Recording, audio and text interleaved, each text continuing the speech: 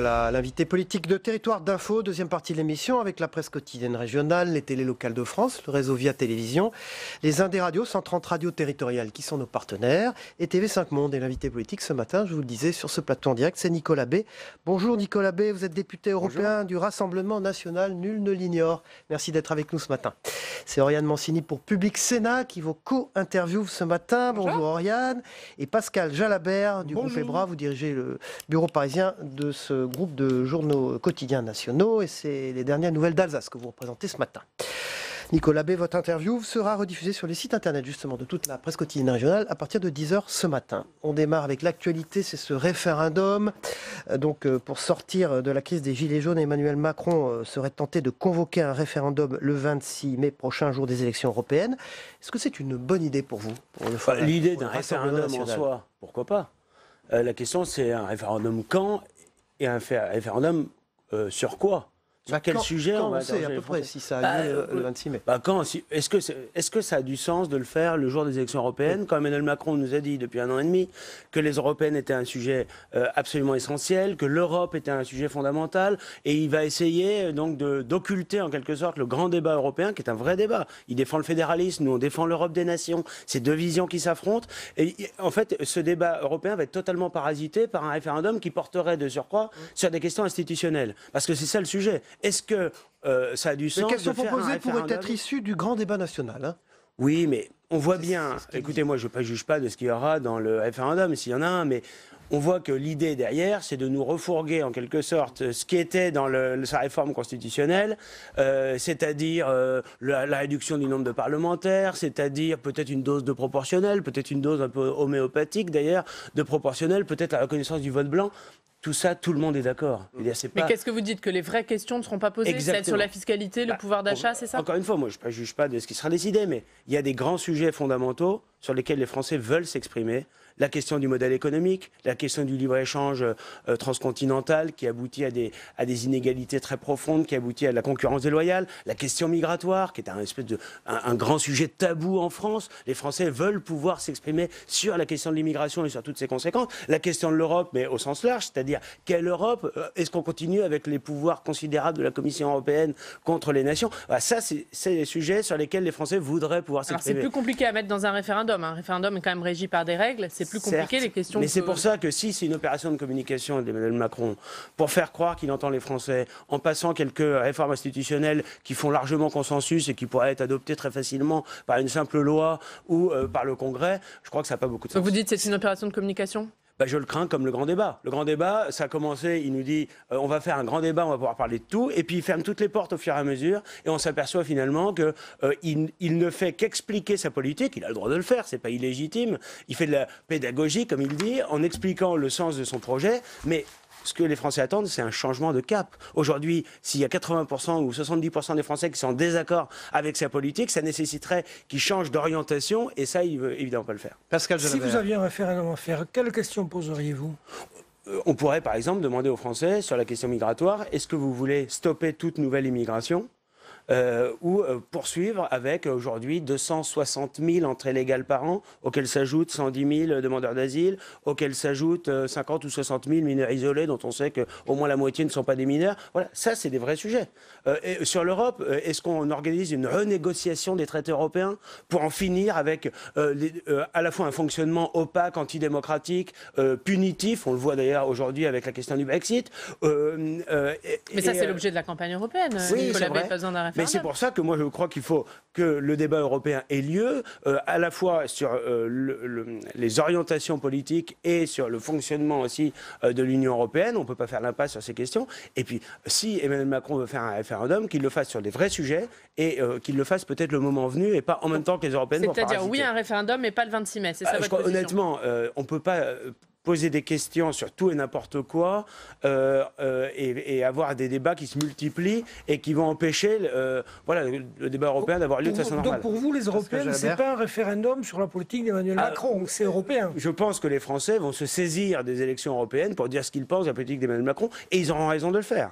Parce qu'en réalité, il n'y a pas de, il n'y a pas de distinction entre ce qui se passe en France et ce qui se passe en Europe et à Bruxelles. Aujourd'hui, une bonne partie de nos lois sont soit des transpositions des directives européennes, soit la mise en œuvre des recommandations de l'Union européenne. Et Emmanuel Macron, il défend un projet il le dit, c'est la souveraineté européenne. Il l'assume d'ailleurs, la souveraineté européenne à la place de la souveraineté nationale. Ça, c'est ce qu'il ne dit pas. C'est-à-dire, finalement, organiser le fédéralisme à marche forcée. C'est le sens du traité d'Aix-la-Chapelle qu'il a signé avec Angela Merkel il y a quelques jours. Et c'est le vrai sujet. Est-ce qu'on continue dans cette voie-là qui ne marche pas, qui a organisé l'impuissance collective des nations européennes, qui affaiblit les peuples, ou est-ce qu'on construit une autre Europe qui soit à la hauteur du génie de notre civilisation, qui permette à nouveau aux nations européennes de rayonner à travers le monde, et surtout qui permette de défendre les intérêts vitaux des peuples. Mais qu'on comprenne bien, vous ferez campagne sur la politique européenne d'Emmanuel Macron. Vous ne ferez pas des élections européennes un référendum pour ou contre Macron sur le plan national. Nous, on respectera ce que les Français veulent faire de cette élection. Ils auront évidemment l'occasion de dire ce qu'ils pensent aussi de la politique d'Emmanuel Macron d'une manière générale. Et encore une fois, il n'y a pas de distinction très nette entre les orientations politiques européennes et ce qui se passe aujourd'hui en France. On voit bien que l'austérité imposée, les choix budgétaires... Aujourd'hui, on n'a plus de souveraineté budgétaire, on n'a plus de souveraineté ou peu de souveraineté législative. Emmanuel Macron veut même nous priver de notre souveraineté dans les fonctions régaliennes puisqu'il veut une armée européenne. Moi, je ne veux pas que demain, ce soit Jean-Claude Juncker qui décide d'aller verser le sang des soldats français. Voilà. Et donc, finalement, tous les sujets, aujourd'hui, sont à la fois des questions de politique intérieure et évidemment des questions européennes. Marine Le Pen sera reçue par Emmanuel Macron mercredi. Qu'est-ce qu'elle va lui dire ? Écoutez, je pense qu'elle le dira en temps utile, mais il y a beaucoup de choses à dire. Comment sortir de cette crise très profonde ? Comment faire en sorte que les Français se sentent à nouveau écoutés et respectés ? La crise démocratique d'abord. Il faut un vrai mécanisme de démocratie directe. C'est le référendum d'initiative citoyenne ou d'initiative populaire. Il faut aussi une vraie démocratie représentative qui n'existe pas en France. On parlait d'Europe, dans les 27 autres pays d'Europe, enfin 26 si on considère que la Grande-Bretagne est en train de sortir, eh bien, il y a partout la proportionnelle aux élections législatives. Aujourd'hui, on a le scrutin majoritaire qui fait qu'Emmanuel Macron peut se permettre un exercice sectaire du pouvoir parce qu'il a une majorité absolue à l'Assemblée nationale qui ne correspond absolument pas à la réalité du pays. Tout ce qu'il propose, c'est une toute petite dose de proportionnelle. Pourquoi, dans ces conditions, vous n'allez pas au grand débat ? Toutes ces questions y figurent. La représentativité, le référendum, la fiscalité dont vous avez parlé tout à l'heure. Pourquoi vous n'y allez pas ? Non, mais d'abord, on participe en permanence au débat, dans le débat politique, le débat dans les institutions, dans les assemblées, le débat médiatique, évidemment. Et il y a beaucoup de militants, peut-être d'adhérents ou même d'élus locaux du Rassemblement national qui participent d'une manière générale, dès qu'ils en ont l'occasion, au débat. Mais très franchement, moi je crois que ce grand débat national, il a été un peu survendu. La réalité, c'est que beaucoup de Français se sentent totalement à l'écart de ce débat. Pour l'essentiel, ça consiste dans un entre-soi, des élus, des notables entre eux. Emmanuel Macron, d'ailleurs, quand il réunit quelques dizaines ou quelques centaines de maires, c'est très bien de donner la parole aux maires. Les maires, c'est un échelon de proximité qui a son importance. Mais je crois qu'il y a quand même beaucoup de nos compatriotes qui se sentent finalement assez écartés de ce débat et qui ont surtout le sentiment que même s'ils apportent leur petite contribution sur une plateforme, sur Internet ou autre, eh bien, ils n'en sera tenu aucun compte. Et le fait que Emmanuel Macron nous dise je vais faire peut-être un référendum, c'est une hypothèse, sur les questions institutionnelles et tous les grands sujets, l'Europe, l'économie, l'immigration, ne font pas partie du débat, eh bien ça va conforter beaucoup de Français dans l'idée que ça ne sert pas à grand-chose. Alors, on va parler du grand débat dans un instant, mais on va finir sur les européennes et surtout sur votre bilan, puisque Nathalie Loiseau, chargée des affaires européennes au gouvernement, pose cette question. Le Rassemblement national est le premier groupe de députés français, vous le présidez d'ailleurs, depuis 5 ans. Quel bilan ? Qu'est-ce que vous lui répondez ? D'abord, Nathalie Loiseau, son bilan à elle, ce serait intéressant d'en parler. Parce qu'elle est, je crois, le ministre qui a la plus faible notoriété de tout le gouvernement. Elle est très appréciée en Angleterre. Oui, enfin, les Français ignorent totalement l'existence même de Mme Loiseau. Donc elle ferait bien de s'interroger d'abord sur son propre bilan. Alors, sur votre bilan, puisqu'elle dit que vous avez un double discours. Vous avez un discours en France et des votes contre à Bruxelles. Elle connaît manifestement assez mal les questions européennes, donc elle devrait s'y pencher. Nous avons une parfaite cohérence dans les positions de vote qu'on a prises à Bruxelles et à Strasbourg et dans notre discours à Paris. On ne peut pas en dire autant des autres. Alors, elle dit que vous avez voté contre la réforme du détachement des travailleurs. travailleurs, alors que ça c'est pas votre discours, que vous votez contre le renforcement de la transparence en matière d'impôts, alors que c'est vrai que vous prenez la lutte contre l'évasion fiscale. Est-ce que c'est pas contradictoire? Non, pas du tout. Notre travail législatif, parlementaire, il a consisté à défendre nos positions. Alors, c'est pas celle de Mme Loiseau. Sur le détachement des travailleurs, nous considérons que le texte qui avait été présenté par Mme Morin-Chartier, qui consiste à modifier à la marge la directive détachement des travailleurs, ça ne va pas du tout, parce que le problème du paiement des charges sociales dans le pays d'origine, ce qui crée la concurrence déloyale, eh bien, ils n'y ont pas touché. Emmanuel Macron a fait la tournée des capitales d'Europe de l'Est, il a été à Sofia, à Varsovie, à Budapest, il n'a rien obtenu, absolument rien. Et donc nous voulons l'abrogation pure et simple de cette directive détachement des travailleurs. Et sur la transparence financière, pas de contradiction, selon vous. Nous ne voulons pas que les institutions européennes nous privent de notre souveraineté nationale dans des domaines absolument fondamentaux. Donc nous, on est d'accord pour défendre un certain nombre de coopérations à l'échelle européenne, mais on n'accepte pas de se faire dépouiller par Bruxelles de nos prérogatives essentielles. C'est Nicolas Bay, le député européen Rassemblement National, vous l'avez compris, qui est notre invité politique ce matin. La politique française, Gérald Darmanin reste au gouvernement, il n'en ira pas tout de suite, en tout cas à Tourcoing. Est-ce que vous comprenez, au fond, qu'il hésite entre un mandat de ministre, enfin être ministre, ou un rôle au gouvernement, et un mandat de régional, de maire? Les deux sont très respectables. Moi, je suis en désaccord avec la politique que mène Gérald Darmanin, mais après, je comprends très bien qu'il puisse y avoir ce type d'hésitation. Mais quand on a ce type d'hésitation et qu'elles sont sur la place publique, il est important de les clarifier le plus rapidement possible. C'est ce qu'il a fait, là. C'est pas exactement ce qu'il a fait, moi, puisqu'il nous dit je reste au gouvernement, mais dans 6 mois ou 8 mois, je serai en campagne municipale. Voilà, tout ça est très ambigu. Tête de liste. Voilà. D'accord.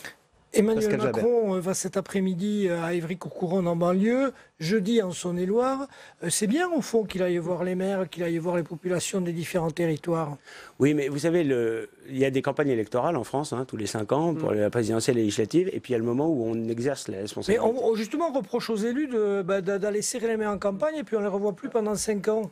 Non, mais Emmanuel Macron, il multiplie les déplacements de terrain, mais sans que ça ait la moindre incidence sur la politique qu'il mène. Il essaye de faire croire qu'il prend en compte les préoccupations de nos compatriotes. Alors il multiplie comme ça les initiatives, le grand débat national. Mais quel changement? C'est-à-dire quel changement sur la ligne politique qu'il défend? Absolument aucun changement. Encore une fois, il y a des grands sujets, l'économie, l'immigration, l'Europe. S'il tenait compte de ce qu'il entend sur nos territoires, s'il tenait compte de ce que disent les Français au travers des enquêtes d'opinion, de ce qu'ils lui expriment parfois vivement lorsqu'il se déplace, eh bien on pourrait dire c'est utile. Mais là on a le sentiment que c'est... Vous trouvez ça bien qu'il aille en banlieue cet après-midi à la rencontre de cet électorat, de ces maires? Il peut aller partout, et je dirais même il doit aller partout. Mais s'il y va pour ne tenir aucun compte de ce qu'il entend, je pense que c'est parfaitement inutile. Les Gilets jaunes, donc c'était l'acte 12 ce week-end. Un besoin de mobilisation, il y a eu des blessés les 2 week-ends avant. Est-ce qu'il faut que ça s'arrête maintenant? Non, mais les Gilets jaunes, ils ont une légitimité. La légitimité à manifester. Je sais que le gouvernement, aujourd'hui, essaye de restreindre cette liberté de manifestation, notamment avec la loi anti-casseurs. Vous êtes contre la loi anti-casseurs? Oui, on est contre... les députés du Rassemblement national voteront contre demain? Oui, on est contre les casseurs, contre la racaille, contre les pillards qui ont parasité ce mouvement des Gilets jaunes. Ne pas voter mais ce texte, en réalité, il ne change rien. Aujourd'hui, il y a des textes, il y a une loi pénale qui n'est pas appliquée ou qui est mal appliquée, qui permet de mettre hors d'état de nuire les casseurs. Mais le texte du gouvernement, ça va donner un pouvoir considérable à l'autorité administrative, c'est-à-dire au préfet, pour préventivement interdire des manifestations ou interdire des groupes, sans qu'ils soient clairement définis, de manifester. On voit que c'est attentatoire aux libertés publiques. C'est toujours pareil, on a le prétexte sécuritaire qui sert à restreindre les libertés publiques et les libertés individuelles. Donc nous, on n'accepte pas ça, et puis on voit bien que c'est une loi qui est faite il y a des garanties, des recours pourront être faits. Oui, mais a posteriori. Devant le juge. C'est-à-dire qu'on va interdire les manifestations et ensuite vous pourrez faire valoir vos droits et avec une décision de justice qui interviendra des mois et des mois après. C'est pas l'idée que mais les commerçants, il y a des recours qui peuvent être faits avant. Les gens qui souffrent de ces mouvements-là, qui sont aussi vos électeurs pour le Rassemblement national. Les Gilets jaunes, pour l'immense majorité d'entre eux, sont parfaitement pacifiques. Le problème, c'est que vous avez vu on a vu les moyens de la police le reportage dans le journal tout à l'heure, la baisse de chiffre d'affaires pour la plupart des commerces. Les moyens de police et de justice, et ça c'est la responsabilité des politiques, du gouvernement, de M. Castaner, ont été totalement mobilisé contre les Gilets jaunes pour étouffer ce mouvement, pour le diaboliser, pour le maltraiter, le malmener. Et pendant ce temps-là, eh bien, on a la racaille et les casseurs qui ont pu s'en donner à cœur joie et qui souvent n'ont pas été inquiétés et souvent en plus sont quasiment des professionnels de la casse, donc sont extrêmement mobiles, donc ne subissent pas du tout les forces de l'ordre de la même manière. Il faut frapper durement ceux qui n'ont rien à voir avec les Gilets jaunes et qui essayent de parasiter ce mouvement, mais respecter le droit de manifester, entendre ces Gilets jaunes. Ils ont le droit de manifester. Oui, c'est vrai, c'est l'acte 11, 12, 13. Ça va sans doute continuer, mais ça va continuer parce que on ne dissout pas l'Assemblée nationale pour retrouver une souveraineté démocratique, une légitimité, ce serait une possibilité, et on ne tient aucun compte des aspirations profondes qui sont exprimées contre l'injustice sociale, contre l'injustice fiscale et la fracture démocratique qu'on évoquait tout à l'heure. Les gilets jaunes que vous défendez, que vous soutenez, il y en aura sur votre liste européenne ? On tend la main. S'il y en a qui veulent poursuivre leur engagement dans le cadre électoral, ils ont évidemment leur place parmi nous. Il y a beaucoup de leurs préoccupations. Il y a des listes aussi Gilets jaunes, ça vous inquiète ? Pour l'instant, il y a un projet ou 2 projets de liste. Ça semble encore assez, peut-être 3, ça semble un peu nébuleux, pas très clair. Voilà, on voit qu'il y a des disparités importantes aussi dans ce mouvement. Mais honnêtement, sur les grands sujets, que ce soit le pouvoir d'achat, que ce soit la fiscalité, que ce soit la fracture démocratique, je crois que ça fait longtemps que nous apportons une vraie solution politique. Vous serez évidemment candidat, puisque vous présidez le groupe. Quelle place sur la liste ? Ah bah c'est annoncé, je serai 7e sur notre liste. D'accord. Moi j'ai un mot à vous demander, Nicolas Maduro. Jean-Luc Mélenchon, vous savez, soutenez le président vénézuélien. Quelle est votre position à vous ? Appelez-vous à une élection présidentielle comme la plupart des pays européens ? Honnêtement, moi j'ai pas une sympathie particulière pour M. Maduro, mais on désigne le président de l'Assemblée nationale comme nouveau président unilatéralement parce que Maduro nous déplaît, c'est évidemment inacceptable. On peut pas. Donc vous demandez des élections ? Oui, je crois qu'il faut faire une pression diplomatique pour obtenir de nouvelles élections. C'est sans doute le seul moyen de sortir de la crise en évitant un embrasement. Mais désigner l'adversaire de M. Maduro unilatéralement par décision internationale comme président du Venezuela, ça n'a aucun sens. On est obligé de s'arrêter parce que je vais très vite. Très court. Donc la droite, LR, a investi M. Bellamy comme tête de liste. Laurent Wauquiez dit que votre projet est un projet de déconstruction. Alors est-ce que vous pouvez quand même vous rencontrer ? Monsieur Bellamy, ce sera le faire-valoir d'une liste qui est celle du PPE. Le PPE a tous les pouvoirs. Quand ils disent on va changer l'Europe, c'est un mensonge pour une raison simple, c'est que l'Union européenne, c'est la leur. L'Union européenne, c'est Jean-Claude Juncker qui est président de la Commission, qui est du PPE. Et les colistés de monsieur Bellamy, ils ont voté les traités de libre-échange, ils votent l'immigration, ils votent les quotas obligatoires. Voilà, donc malheureusement, c'est juste un faire-valoir. Merci d'avoir été court, Nicolas B., député européen Rassemblement National. Merci Pascal Jalabert, merci Oriane Mancini. On passe au débrief de l'actualité dans un instant. Au revoir. Merci. Voilà, Nicolas B quitte ce plateau, c'est en direct, vous le voyez. Merci, au revoir Nicolas B, bonne journée. Et font leurs entrées, ils étaient là dans la première partie de l'émission. Jean-Louis Picot, qui dirige le supplément écho du Parisien, et Christophe Gauthier, rédacteur en chef de VSD, éditorialiste à 100%, une radio des Indes radios, partenaire de cette chaîne. Messieurs, tout de suite, ce référendum. Alors Christophe Gauthier, on commence par vous, qu'Emmanuel Macron voudrait proposer, on est encore au conditionnel aussi, le 26 mai au moment des élections européennes. Vous avez entendu ce qu'a dit Nicolas B, ou c'est vraiment pas le moment de le faire à ce moment-là ? Écoutez, sur le fond, je suis assez d'accord en fait. Je pense qu'on ne mélange pas les choses. Je pense surtout qu'un référendum, si le référendum c'est pour ou contre Emmanuel Macron, parce qu'en réalité, les partis d'opposition, le problème il est posé comme ça. Si un référendum c'est pour ou contre le président de la République, ça s'appelle les élections présidentielles et ça a lieu tous les 5 ans. Donc je ne vois pas pourquoi on ferait un référendum comme ça lorsqu'il y a une tempête sociale, un petit coup de vent, parce qu'on va passer notre temps dans les isoloirs et dans les urnes. Donc objectivement, faire un référendum, je ne trouve pas que ça soit justifié en fait. Jean-Luc Picot. On voit bien qu'Emmanuel Macron, depuis maintenant plusieurs mois, cherche à rétablir un contact avec la population des Français, avec différents terrains, pour justement rétablir ce lien. Donc une des choses qui est ressortie des premières discussions du grand débat, mais même avant, c'était cette idée de référendum. Donc je pense qu'il pèse en ce moment la capacité de ce genre d'initiative pour justement se rapprocher des Français. Après, il faut voir si ça se confirme, quelle couleur on va donner à ce référendum. Effectivement, est-ce que c'est un référendum individuel, personnel sur le président national? Oui. Donc sur les questions du grand débat national, c'est ce qui se dit. Hein. Oui, après un référendum, moi les premiers sujets que j'ai entendus qui sont sortis sur le nombre d'élus, etc. Bon, c'est très bien, ce sont des sujets, la proportionnelle, ça a été dit il y a quelques minutes, ce sont des vieux sujets, j'ai envie de dire, et des sujets importants. Je suis pas sûr que si on est dans une logique, il y a un grand débat en France actuellement, et donc sortons les sujets prioritaires pour voir comment on améliore le pouvoir d'achat, comment on recrée une dynamique. Je suis pas sûr que les premiers sujets qui ont été mis en avant soient les plus prioritaires. Oui, mais vous savez très bien que c'est pas un référendum qui réglera ces problèmes-là. Si on pose la question aux Français, est-ce que vous voulez plus de pouvoir d'achat? Évidemment qu'ils veulent plus de pouvoir d'achat. Est-ce que vous voulez que les prix baissent? Évidemment que vous voulez que les prix baissent. Est-ce que vous voulez plus de sécurité? Évidemment qu'on veut tous plus de sécurité.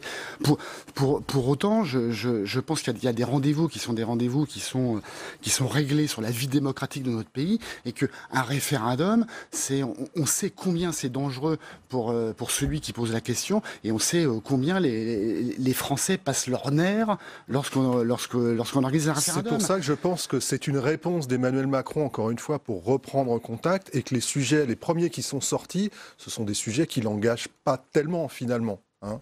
Alors on passe aux banlieues. Emmanuel Macron sera dans l'Essonne pour porter le débat en banlieue.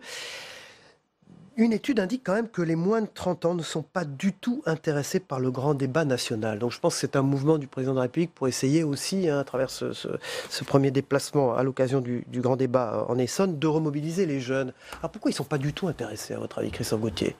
Parce que je pense que les politiques et que la classe politique dans son ensemble ne parle pas à la jeunesse. Je pense que ce mouvement des Gilets jaunes, dès les premiers samedis, au mois de novembre, au mois de décembre, j'étais frappé. De ne pas voir de jeunes. Oui, non, mais c'est vrai. Les premières images, je ne sais pas si vous vous souvenez, c'était d'abord et avant tout des retraités.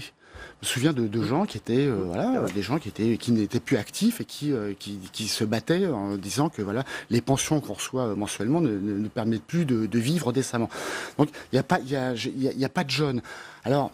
Après, si vous voulez, cette jeunesse-là, et particulièrement dans les banlieues, si j'osais une image un peu osée, ces gens-là, ils sont gilets jaunes depuis 50 ans, depuis 60 ans.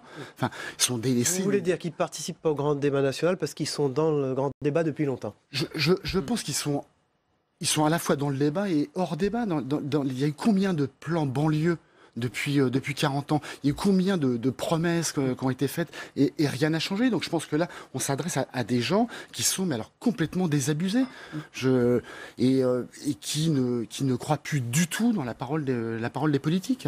Dans le Picot. Oui, je suis complètement d'accord. Les gens sont sans doute et malheureusement blasés par rapport à tous ces discours qu'on a pu leur tenir depuis très longtemps. Mais on a quand même été à l'écoute des banlieues. Alors bien sûr, on a été à l'écoute. Ça a raté. On se rappelait quand même des plans Borloo. On se rappelle. Vous en rappelez, vous? Qui en parle? Non, mais qui parle du plan Borloo aujourd'hui? On se souvient. On en avait parlé ici. Différents gouvernements ont essayé de le traiter. C'est ce que je veux dire. Ils ont essayé, mais entre l'effet d'annonce et les mesures concrètes derrière.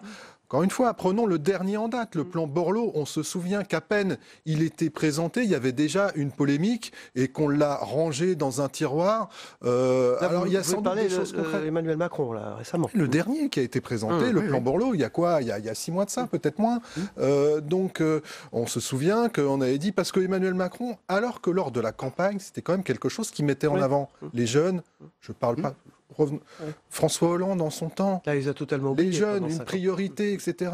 Qu'est-ce qui a été fait? C'était un des plus gros échecs du mandat. Hollande, il le reconnaît pendant 5 ans. Macron, même chose. Il l'avait un peu oublié une fois élu. Donc, plan Borloo. Et puis, à peine on était dans la présentation du plan, que déjà il y avait une polémique pour dire Borloo, il est mis de côté, c'est même pas lui qui le présente. Macron va le présenter lui-même. Et derrière les mesures concrètes, on attend un petit peu de voir ce qui se passe. Mais peut-être que c'est une opportunité, parce qu'effectivement, il va en banlieue, là, aujourd'hui, dans l'Essonne. Les banlieues, ce sont les jeunes. Quel est le problème des jeunes aujourd'hui? Essentiellement, c'est l'emploi. Aujourd'hui, en France, les plus touchés par les problèmes d'emploi, ce sont les seniors et les jeunes. Donc, si vous n'arrivez pas à résoudre ça, vous avez un problème économique et vous avez un problème social. Parce qu'une jeunesse qui ne travaille pas, c'est un pays qui ne va pas bien. Donc, c'est vraiment une super priorité, pour le coup, du gouvernement aujourd'hui. Je voudrais qu'on termine avec le Venezuela. On a vu des images là, de marée humaine dans les rues de Caracas. Donc Nicolas Maduro rejette l'ultimatum européen pour une nouvelle présidentielle. On va vers quoi là, Christophe Gauthier? On va vers quoi? On va vers une guerre civile, j'espère pas. On va surtout, moi j'aimerais bien qu'on aille surtout vers une solution qui permette aux Vénézuéliens de se déterminer. Imaginez que ça soit qu'on déplace le problème et que avec les gilets jaunes en France, cette agitation sociale, et qu'il y a un front de leaders sud-américains ou des leaders asiatiques qui disent bah non, finalement ça doit être le président de l'Assemblée nationale ou celui du Sénat qui remplace le président de Macron. De quoi vous mêlez-vous? Objectivement, qu'est-ce qu'on dirait? On dirait pas aux gens qui doivent se mêler de ce qui les regarde. Alors évidemment, Nicolas Maduro, c'est pas ma tasse de thé, mais peu importe. Il a été élu, pour ce que j'en sais, dans des conditions qui n'étaient pas forcément tout à fait transparentes, mais il a été élu, et je trouve un petit peu dommageable, un petit peu fort de café que les puissances occidentales disent que ce garçon doit partir parce que le candidat de l'opposition reflète plus les positions de l'Europe et des États-Unis. On a vu quand même ces images impressionnantes, cette marée humaine contre lui à Caracas. Mais oui, il faut espérer que les choses vont se calmer et qu'on va pouvoir en sortir sans passer par la violence. Et quand on voit effectivement le nombre de gens dehors, ça serait terrible. Il faut évidemment souhaiter ça. Vous savez, c'est une étincelle. On sait, le Venezuela est exsangue. La révolution bolivarienne de Chavez et de Maduro ont mis le pays à genoux économiquement. Et mon confrère du Parisien pourrait en parler mieux que moi. C'est plus qu'une catastrophe, alors que c'est un pays riche. Donc, pour s'en sortir, malheureusement, on aimerait bien que ce soit le dialogue.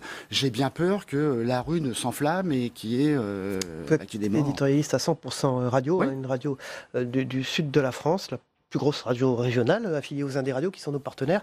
Absolument. Ça vous plaît d'être éditorialiste dans une radio territoriale et rédacteur en chef d'un grand journal parisien, d'un grand magazine? Ah ben oui, mais c'est très très important. On les voit derrière vous d'ailleurs. Vous savez, oui, absolument. Ce sont les confrères. Ils sont au Sillon, à côté de Mazamet. C'est une radio qui arrose un grand sud-ouest, Languedoc, Roussillon. Oui, Tarn-et-Garonne, Ariège. Absolument, ça va grosso modo de Biarritz à Perpignan en passant par Toulouse. Donc vous voyez, on a vos chroniques tous les mardis, tous les jeudis. Tous les jeudis. Mais c'est effectivement très important d'avoir cet ancrage local. Vous savez, on est tous des provinciaux venus à Paris. Hein. Donc c'est très important de rester. Non, Paris, moi, mais j'ai des attaches en province, bien sûr. Merci en beaucoup. Ardèche, coucou. Et puis le Parisien, je signale vraiment comment se faire embaucher cette année. Ces 20 pages vraiment préparées par les équipes de Jean-Louis Picot depuis des mois, passionnantes, 20 pages, à la fois aujourd'hui en France et à la fois dans le Parisien. De manière à ce que... On a dit qu'il y a des problèmes d'emploi, mais il y a aussi des opportunités qui se présentent. Il faut, encore une fois, connecter ceux qui cherchent et ceux qui sont en demande d'emploi. Merci beaucoup. On passe, messieurs, on regarde ensemble d'ailleurs le Zap Matin de Christophe Combarieux. C'est ce qui s'est passé hier soir dans les journaux télévisés, les émissions politiques, bien sûr, mais également chez nos confrères ce matin, les autres matinales d'infos. On regarde ensemble, on se retrouve après. La meilleure manière de clôturer ce grand exercice démocratique est encore de faire voter les Français sur les différentes propositions qui pourraient en ressortir. Il se trouve que la Constitution donne l'initiative au président de la République. Si à la fin du grand débat, il juge que c'est opportun, qu'il y a un certain nombre de questions, de sujets qui doivent être abordés, qui doivent être soumis à une approbation ou un refus populaire, il le décidera. On se donne comme possibilité, évidemment, un référendum comme d'autres choses, et puis discuter aussi de la date, tout simplement. Est-ce que ça doit être, s'il doit y en avoir un, est-ce que ça doit être pendant les élections européennes? Ça peut être une bonne chose sur les questions institutionnelles, mais pas en même temps que les européennes. Pourquoi? Le débat, tout simplement parce que l'Europe, c'est un sujet central. Et on ne peut pas nationaliser le débat sur l'Europe d'une certaine manière. S'il choisit cette date, c'est pour atténuer le choc prévisible du mauvais résultat des élections européennes pour lui. Tout ça, c'est totalement bidon. Il va recycler, encore une fois, sa modification constitutionnelle par l'intermédiaire de ce référendum. Donc il va demander aux Français si les Français sont d'accord avec ce qu'il avait déjà proposé. Qui sont un petit peu de proportionnel, une petite baisse du nombre de députés. On va peut-être nous ajouter un chouïa de vote blanc et 2-3 pincées de sel, ou je sais pas, on va essayer de nous réformer le référendum d'initiative partagée de Sarkozy. Vous posez les questions. Non, moi je pense que si on veut un référendum utile, il faut créer un vrai référendum d'initiative citoyenne dans le référendum, mais un vrai. Attention à ce que de ce grand débat n'accouche pas une souris. Attention à ce que l'issue de ce grand débat ne soit pas des sujets qui sont très coupés des préoccupations et des priorités des Français. Et attention à ne pas donner le sentiment qu'au fond tout est déjà décidé. Maintenant, je le mets en garde sur le choix des questions, parce que s'il s'agit seulement de refaire passer par la voie référendaire ce que le président de la République avait déjà décidé de mettre dans la réforme constitutionnelle, je pense que ça ne sera pas de nature à apaiser la situation de colère qui est extrêmement forte dans le pays. Un référendum sur les questions institutionnelles peut être une réponse. Il y a quand même des questions sociales. Sociétales et sociétales. Oui. Je pense qu'il est difficile de mettre tout dans un référendum. Il faut des questions sur le pouvoir d'achat. Si on se limite au plan institutionnel, le référendum n'aura pas la portée forte et solide qu'on souhaite lui donner. Si tout ça n'est qu'un bricolage, si tout ça n'est qu'une vaste opération de communication pour essayer de refaire partir le quinquennat à zéro, d'engager une campagne électorale et de réanesthésier le pays avec des fausses promesses et des illusions, ça finira mal. Voilà, dans un instant, la troisième partie de notre émission avec l'actualité parlementaire. À tout de suite. Je peux vous aider à